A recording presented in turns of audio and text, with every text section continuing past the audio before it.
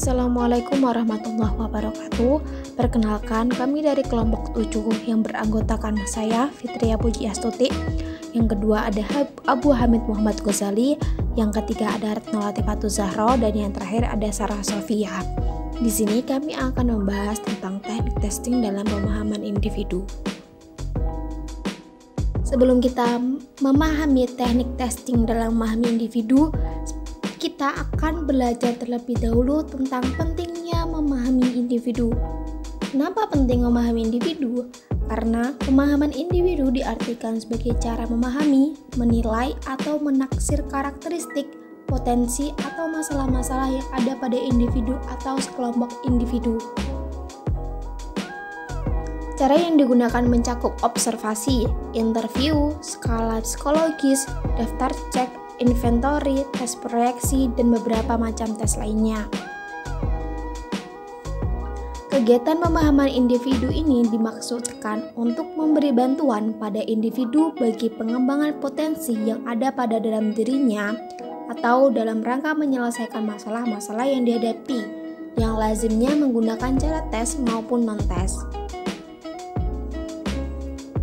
Icon menambahkan bahwa manusia memiliki perbedaan berpikir, karakter pribadi, dan juga tingkah laku. Semuanya itu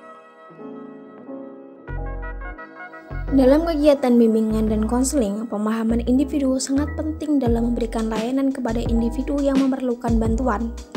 Karena pemahaman tingkah laku menjadi modal utama dalam upaya pemberian bantuan. Pemahaman yang utuh terhadap individu yang dibantu akan memudahkan untuk menyusun dan menerapkan program intervensi bagi individu bermasalah sehingga individu dapat mengembangkan segenap potensi secara optimal.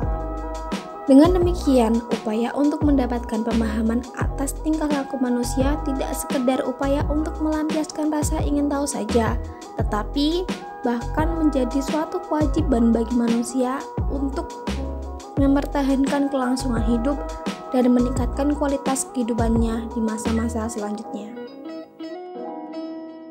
Selanjutnya, kita akan membahas tentang teknik-teknik testing dalam memahami individu.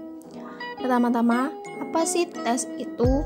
Tes adalah suatu metode atau alat untuk melakukan penyelidikan yang menggunakan soal-soal, pernyataan-pernyataan, dan tugas-tugas yang telah dipilih dengan seksama dan telah standarisasikan.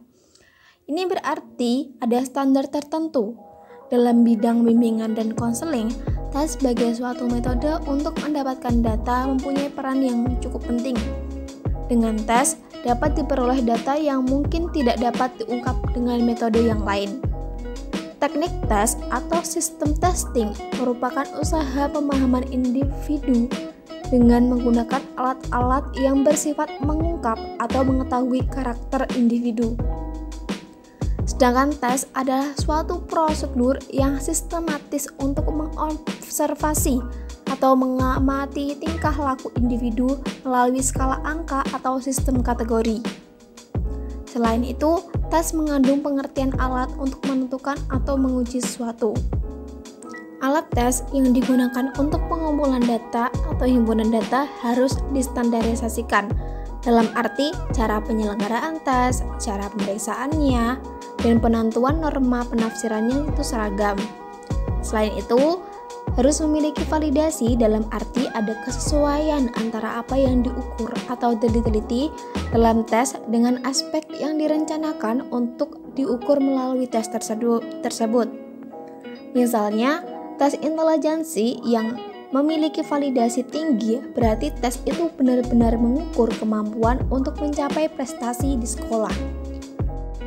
Alat tes yang digunakan dalam himpunan data juga harus memiliki reliabilitas, dalam arti ada keajegan dalam hasil yang diperoleh apabila seseorang mengerjakan suatu tes pada waktu yang berlainan.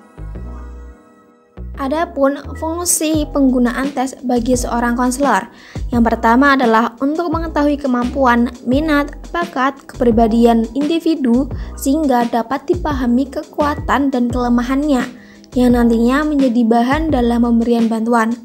Yang kedua, ada membantu memperkirakan kemungkinan-kemungkinan untuk menuju sukses sesuai dengan bakat, minat, dan juga kemampuan individu. Membantu selanjutnya yaitu membantu individu dalam mengambil keputusan dasar yang berkenaan dengan perencanaan pendidikan dan juga pekerjaan. Kesulitan-kesulitan individu yang berkenaan dengan hal-hal tersebut dapat dipertimbangkan lagi dengan hasil tes yang ada. Yang keempat, menggunakan tes untuk diagnosis masalah individu. Maksudnya, masalah-masalah individu dikenal dan direncanakan untuk ditetapkan dalam usaha perbaikannya. Dan yang terakhir, ada membantu mengevaluasi hasil-hasil bimbingan dan konseling. Materi selanjutnya yaitu teknik tes oleh guru mata pelajaran. Salah satunya di sini yang akan kita bahas mengenai tes prestasi belajar. Tes ini penting dilakukan oleh guru sekolah maupun lembaga kependidikan guna mengukur seberapa jauh siswa sudah mencapai tujuan pembelajaran yang diharapkan. Tes hasil belajar di sini ada beberapa macam. Yang pertama, tes kompetensi. Tes kompetensi di sini adalah tes yang digunakan untuk mengukur taraf penguasaan dalam keterampilan-keterampilan dasar seperti membaca, menulis, dan berhitung. Yang kedua, tes diagnostik. Tes ini digunakan untuk mengukur atau mencari sebab-sebab kesulitan siswa dalam mengikuti pelajaran. Yang ketiga, tes formatif. Tes ini digunakan untuk mengukur beberapa pokok bahasan tertentu sebelum atau selama pelajaran berlangsung dan bertujuan untuk memperoleh gambaran tentang daya serap siswa terhadap pokok bahasan tersebut. Yang keempat yaitu tes subsumatif. Di sini tes ini bertujuan untuk memperoleh gambaran daya serap siswa untuk meningkatkan prestasi belajar siswa. Biasanya hasil tesnya ini untuk memperbaiki proses belajar mengajar dan juga untuk menentukan nilai rapor. Yang terakhir atau yang kelima adalah tes sumatif. Tes ini digunakan untuk mengukur daya serap siswa terhadap bahan pokok bahasan yang telah diajarkan selama 1 semester atau 1 catur bulan. Biasanya hasil dari tes tersebut ini dimanfaatkan untuk menaikkan kelas. Baik, saya akan menyampaikan teknik tes oleh konselor dan psikolog. Ada beberapa macam tes yang bisa dilakukan oleh konselor dan psikolog. Di antaranya adalah yang pertama ada tes intelijensi. Intelijensi merupakan faktor pembawaan atau faktor dasar yang dimiliki seseorang yang ikut menentukan berhasil tidaknya seseorang dalam proses belajarnya, sehingga bagaimanapun diusahakannya peralatan, kondisi, serta metode yang sempurna, pada akhirnya hasil belajar seseorang akan ditentukan oleh tingkat kecerdasan orang tersebut. Untuk mengetahuinya, dapat menggunakan instrumen tes intelijensi. Tes intelijensi merupakan suatu teknik atau alat yang digunakan untuk mengungkapkan taraf kemampuan dasar seseorang, yaitu kemampuan dalam berpikir, bertindak, dan menyesuaikan dirinya secara efektif. Tes intelijensi sebagai suatu instrumen dalam tes psikologi dapat menyajikan fungsi-fungsi tertentu. Tes intelijensi dapat memberikan data untuk membantu peserta didik dalam meningkatkan pemahaman diri atau bisa disebut self-understanding. Lalu ada penilaian diri, self-evaluation, dan penerimaan diri, self-acceptance. Juga hasil pengukuran dengan menggunakan tes intelijensi dapat digunakan peserta didik untuk meningkatkan persepsi dirinya secara maksimal dan mengembangkan eksplorasi dalam beberapa bidang tertentu. Tes intelijensi dapat dikelompokkan jadi 2 kategori utama, secara individual dan kelompok. Tes intelijensi secara kelompok digunakan dengan tujuan yang lebih luas dan beragam, seperti dalam setting sekolah dan militer. Sedangkan situasi klinis paling banyak digunakan tes intelijensi secara individual. Tes intelijensi secara individual yang tidak membutuhkan penggunaan bahasa disebut performance test, sedangkan tes yang tergantung pada penggunaan kata-kata dan angka-angka disebut verbal test. Tes intelijensi yang paling bernilai dan dapat digunakan secara luas dalam situasi klinis adalah tes yang mengkombinasikan keduanya, tes verbal dan performa. Ada 3 macam tes intelijensi, yaitu tes intelijensi umum, tes intelijensi khusus, dan tes intelijensi diferensial. Selain macam-macam tes intelijensi, juga terdapat manfaat tes intelijensi, yaitu menganalisis berbagai masalah yang dialami murid, membantu memahami sebab terjadinya masalah, membantu memahami murid yang mempunyai kemampuan yang tinggi juga yang rendah, menafsirkan kesulitan-kesulitan belajar yang dihadapi oleh siswa.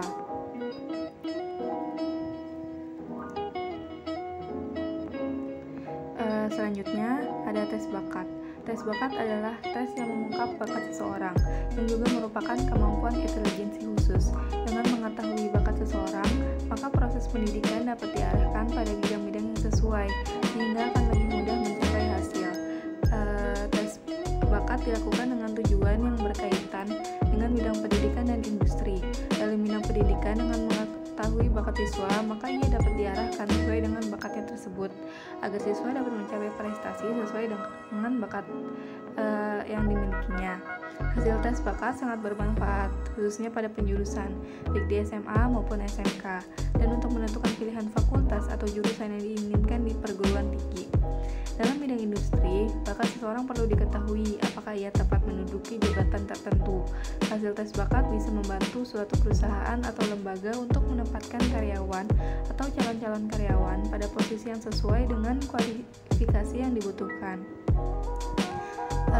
Tes bakat memiliki tujuan antara lain untuk membantu merencanakan dan membuat keputusan mengenai pilihan pendidikan maupun pekerjaan. Yang kedua, untuk mendiagnosa masalah belajar yang dialami seseorang. Yang ketiga, sebagai sarana untuk mengetahui sedini mungkin bakat-bakat yang dimiliki seseorang. Untuk mengetahui bakat seseorang, telah dikembangkan berbagai macam tes seperti rekonik.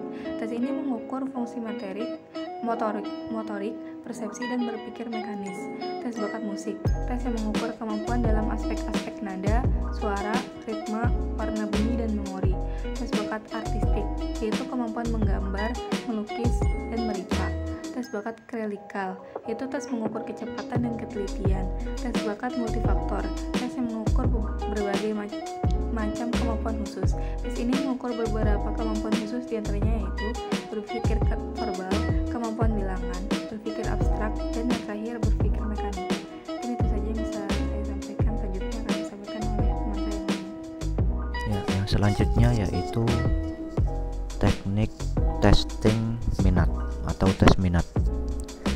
Tes ini digunakan untuk mengukur taraf kemampuan seseorang untuk berhasil dalam mata pelajaran tertentu, program pendidikan vokasional tertentu, atau bidang karir tertentu.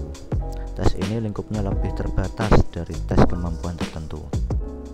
Nah, sejarah tes minat dimulai pada tahun 1921 dengan diterbitkan tes minat yang pertama, yakni Kamagi Interest Inventory. Minat merupakan faktor diri dalam individu yang menunjuk pada tipikal performance. Dalam konteks pekerjaan, tampilan ini mengacu pada senang atau tidak senangnya individu pada suatu bidang pekerjaan. Nah, seseorang akan menjadi berhasil atau sukses apabila dirinya memiliki kemampuan yang disertai dengan minat yang tinggi terhadap suatu pekerjaan yang diembannya.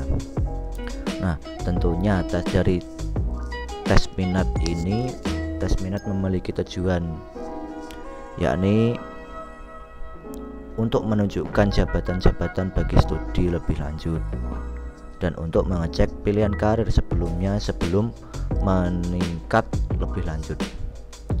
Pada dasarnya manusia memiliki kelebihan kekurangan pada dirinya masing-masing. Untuk mengetahui minat seseorang tentunya ada banyak cara dalam mengetahui minat tersebut. Nah, salah satunya dengan teknik testing ini. Nah, contoh dari macam-macam dari teknik testing minat ini itu ada dua cara, ada dua macam, yaitu secara tertulis dan secara wawancara. Nah, tes minat secara tertulis adalah tes yang biasanya digunakan untuk mengetahui minat individu dengan cara administratif atau terstruktur secara tertulis. Biasanya tes minat secara tertulis ini digunakan secara formal sebagai persyaratan untuk masuk ke organisasi kemahasiswaan, unit kegiatan mahasiswa, atau pekerjaan tertentu. Nah, tes minat secara tertulis ini biasanya itu berbentuk pertanyaan-pertanyaan dalam kertas atau disebut formulir maupun Google Form dan lain-lain. Nah, yang kedua yaitu tes minat secara wawancara. Nah,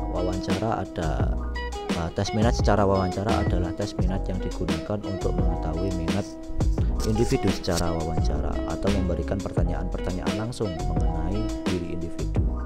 Biasanya